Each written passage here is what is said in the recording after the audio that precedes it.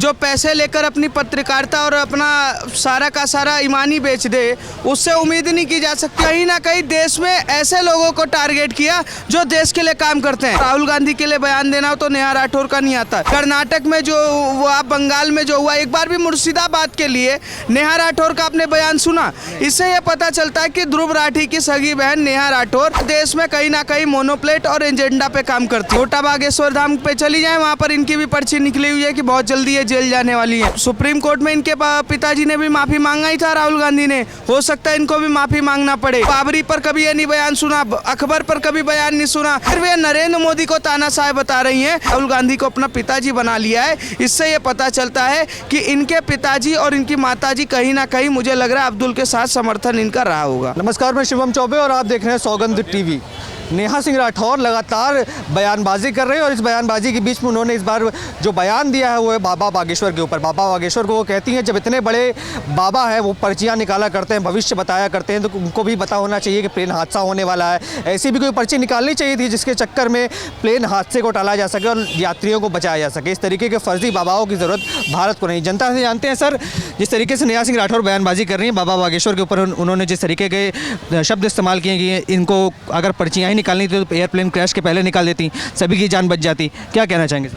देखिए, सबसे पहले नेहा राठौर को मैं एक बात बता देना चाहता हूँ, जो पैसे लेकर अपना ईमान बेच दे, जो पैसे लेकर अपनी पत्रकारिता और अपना सारा का सारा ईमानी बेच दे, उससे उम्मीद नहीं की जा सकती। वो ज्ञान देने की बजाय वो राहुल गांधी और कांग्रेस पार्टी के लिए अपना काम करती रही, जो कि वो देश बेचने का काम कर रही है।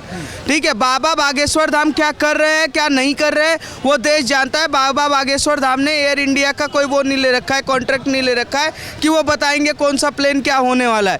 जानकारी उनको होनी चाहिए कि बाबा बागेश्वर हिंदुत्व के लिए काम करते हैं, हिंदू राष्ट्र के लिए काम करते हैं और कहीं ना कहीं भारत के लिए काम करते हैं। पर नेहा राठौर की तरह पाकिस्तान के लिए काम नहीं करते, वो पाकिस्तान की आर्मी के लिए काम नहीं करते। नेहा राठौर की पत्रकारिता इतनी अच्छी रही है, जहां पर उन्होंने देश के प्रधानमंत्री, प्रदेश के मुख्यमंत्री और कहीं ना कहीं देश में ऐसे लोगों को टारगेट किया जो देश के लिए काम करते हैं। पर जब राहुल गांधी के लिए बयान देना हो तो नेहा राठौर का नहीं आता। यूपी में काबा, ये तो बयान हमने बड़ा सुना, पर बिहार में जब नीतीश कुमार की से पहले लालू यादव की सरकार थी, या उनकी सरकार थी, या हिमाचल में इनकी सरकार है, कर्नाटक में जो हुआ, बंगाल में जो हुआ, एक बार भी मुर्शिदाबाद के लिए नेहा राठौर का आपने बयान सुना? इससे यह पता चलता है कि ध्रुव राठी की सगी बहन नेहा राठौर सिर्फ देश में कहीं ना कहीं मोनोप्लेट और एजेंडा पे काम करती है। वो कह रही हैं जब पर्चियां निकालते हैं बाबा बागेश्वर को सब पता रहता है, बड़े अंतर्यामी। अपना पर्चियां भी निकलवा लें कि जेल बहुत जल्दी जाने वाली है।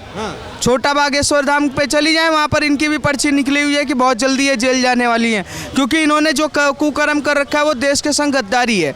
और मैं साफ सीधी बात बोलूँगा, जो राहुल गांधी के गोद में जाकर बैठकर वो सोचे कि मैं बहुत बड़ी देश के लिए काम कर रही हूँ, उसके हिसाब से देश में कहा जाता है कि देश की गद्दारी। और वही नेहा राठौर, ध्रुव राठी, रवीश कुमार, अवीश जन्नुम जो भी हैं, ये सारे बड़े भाई वही काम कर रहे हैं, इसके अलावा कुछ नहीं कर रहे। वो तो बता रही चौकीदार को कायर है, वो प्रधानमंत्री को बोलेंगे चौकीदार कायर। देखिए, लोकतंत्र है, कुछ भी कह सकती हैं, चौकीदार कायर है। सुप्रीम कोर्ट में इनके पिताजी ने भी माफी मांगा ही था, राहुल गांधी ने। हो सकता है इनको भी माफी मांगना पड़े। अभी तो इनके अकाउंट में, यस बैंक के अकाउंट में कितना पैसा आया इनके बयानों पर, वो तो सारी ट्रांजैक्शन चेकिंग की जा रही है।